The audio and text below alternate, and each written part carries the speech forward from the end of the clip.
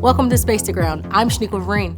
It's been another busy week in orbit as astronauts aboard the International Space Station welcomed another cargo Dragon, loaded with some exciting new science and a power upgrade. Engines full power and liftoff of CRS-28. Go Falcon, go Dragon. On Monday, June 5th, an uncrewed SpaceX Dragon launched on the company's Falcon 9 rocket from Launch Complex 39A at NASA's Kennedy Space Center in Florida, carrying more than 7,000 pounds of research, hardware, and supplies to the International Space Station. Also among the science, hardware, and fresh food brought up to the space station on Dragon were a pair of new solar arrays.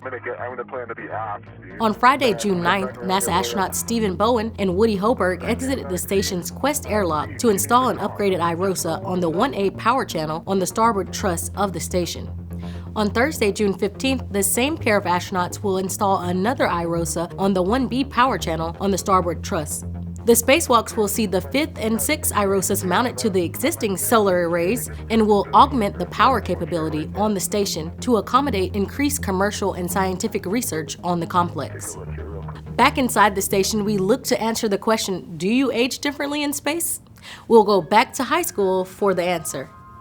An experiment designed by high school student Pristine Onwaha, the winner of the 2022 Genes in Space Student Research Competition, is now aboard the Orbiting Laboratory. This investigation was inspired by NASA's twin study of sibling astronauts Scott and Mark Kelly. One twin went to space while the other stayed on the Earth, and so that study documented the changes between them. And one really grabbed my eye, and so that one dealt with the genetics of the twin in space, specifically his telomeres, which are the genetic sequences that cap the ends of our chromosomes. On Earth, telomeres shorten as we age, but for that twin in space, they appear to lengthen. That's something that's broader for astronauts as a whole. And so that kind of raised the question of whether astronauts age differently in space. But even more interesting was that we didn't know the cause of that process. And so with this gap in knowledge presented, I was keen to develop an experiment that might help us get closer to answering that question. This investigation and several others are now on the space station, so head on over to ISS_research on Twitter to learn more. That's Space Around for now. Thanks for watching. We'll see you next week.